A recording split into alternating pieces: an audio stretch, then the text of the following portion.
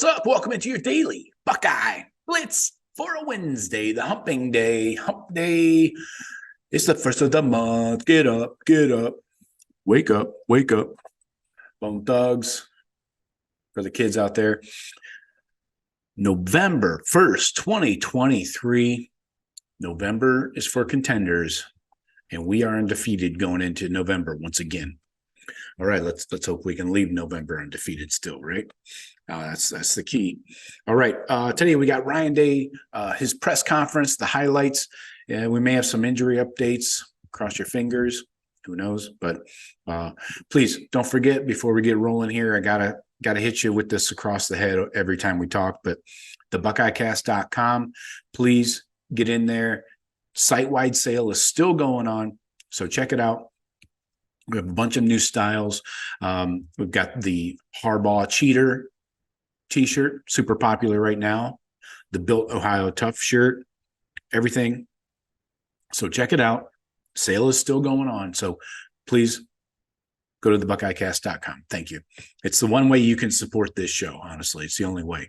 Because YouTube has demonetized my channel. So no more film breakdowns. Thanks to YouTube, dicks. All right. So here we go. Ryan Day press conference. Question number one here. Let's lead it off. What do you think about the O-line after last week? I think we took a step this week. Where we go from here, we'll see. But I thought, we ran off the ball better. I thought we got good movement. I thought, Trey ran hard. And, that, combination of things really helped and boosted our run game. So, we'll see where that takes us on Saturday against Rutgers. But, we want to be playing our best football here down the stretch. And that's a big part of what we've been focusing on. This time of year, you want to be enhancing the things you're doing well and, improving the things that you feel like you need to improve on. That's been an area for sure. But there was definitely a step in the right direction. Right. How do you feel Travion? Trey gives us the ability to hit home runs. Trey's very competitive. He's versatile. He can do a lot of things in the passing game and the run game. So having him in there makes our offense much different. What does he add to the run game? I think we always have to find ways to get Trey the ball. Our playmakers, whether it's, again, in the run game, pass game, across the board. And I think he ran 24 times in this game, and that was a healthy bit for him, especially, coming off of a couple week, time where he wasn't on the field. And but we worked hard the week before to get his wind up, so he was able to do that. Yeah, that's pretty obvious. How about Emeka Egbuka's status for this week? We're expecting him to practice this week. He was available for the game on Saturday. We just didn't feel like he was quite where he needed to be, and had a bunch of guys step up for him. But looking for a full day of work here today, and then a full week, and then going in. We want him to be full go. But he was ready, and he's working hard. He's a tremendous young man. I mean, just the attitude he's had, that he wants to get on the field, and he's forced others to pull him back.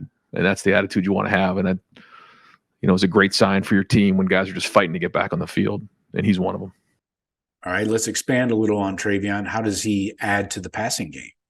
Well, you have the matchups that are the most noticeable, which is the receivers and the corners. And then you have different zones and man that, you got to identify. But ultimately what you're trying to do is space it out versus zone and win against man-to-man.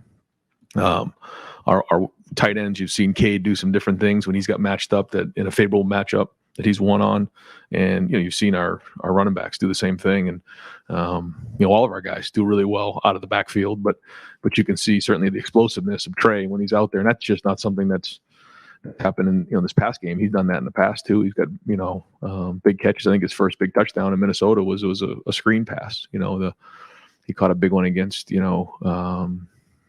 Maryland last year, so, he's always been a weapon out of the backfield.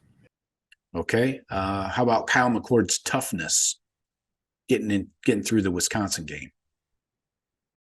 Well, this time of year, you're going to have Everybody does. You have things that, bumps and bruises and things. And, there's difference between hurt and being injured. And another example of a guy who, really fought through it and showed toughness in that game. And that's, once you get in November, that's what's going to happen. You got to play depth, and guys got to work through those type of things. And those, you talked about, some different guys already today, but there's a handful of guys that was that way. And, he showed his toughness in that game. So, that's why we had to get back in here, get healthy this week, and have a great week of practice. What about Devin Brown's status? Again, it's hard for me to talk specifics, but, we're expecting Devin to practice today. In what capacity, we'll see. But, we're going to see him out there today. All right. How do you grade Kyle McCord's performance in the Wisconsin game? He had some really good snaps. He, if you were grading whatever number of plays, there was a lot of pluses there. The thing that's hard about a quarterback is, one play can ruin your whole day. And there were some critical errors in there that that hurt us, and he knows that. So, nobody's, more critical of himself than he is. And, but there were still a lot of good things out there as well. So we got to, eliminate the things that, can hurt the team. And certainly the turnovers are a big part of that. Okay. Also on Kyle McCord, do you consider that a bad day, the Wisconsin game? Is that a bad day for a quarterback? No. And I think it's a mindset. You're not allowed to have a bad day at Ohio State, any of us. That's just the way it goes. So I say all the time, on your bad days, you have to at least be average, at the very least. Not better than that. On your average days, you got to be really good. On your good days, you got to be great. And I think playing quarterback is similar to playing golf. What I mean by that is each individual play, each individual shot is affected by the last play or the last shot because of where you are situationally, but has nothing to do with anything. The only thing that matters is that singular play. But if you hit the ball in the water on the 18th hole, you can ruin the whole 4 days of golf in the PGA. Well, it's the same thing playing quarterback. And so. And how do you feel about Kyle's inconsistencies against Wisconsin? I think if you were looking at the positives there in the second half, Kyle was able to move on and really even, have a voice there in the last drive telling me if we turn this into a 2-score game, we put these guys away. And so that was all positive there, that he was able to move on from that, because some guys struggle with that. They can't quite get over what just happened. All of a sudden, one bad play makes a bad day, and now you're in trouble. So I thought that was good in terms of his resilience. Okay. What about Cade Stover? He didn't get a lot of targets last week. Wasn't for the lack of trying. There was several plays that we designed that didn't go his way. Sometimes that does happen. But he played a great game.